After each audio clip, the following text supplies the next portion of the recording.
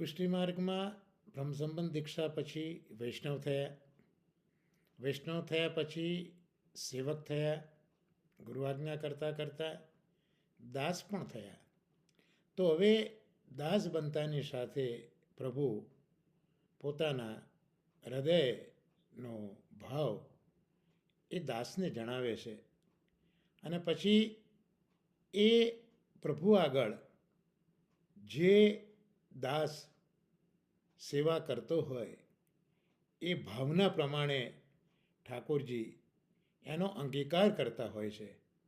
એટલે એ જ્યારે ઠાકોરજી એનું સર્વસ્વ અંગીકાર કરતા હોય ત્યારે એ હવે વૈષ્ણવ એ સેવક અને દાસ મટીને ભગવદીય બની જાય છે.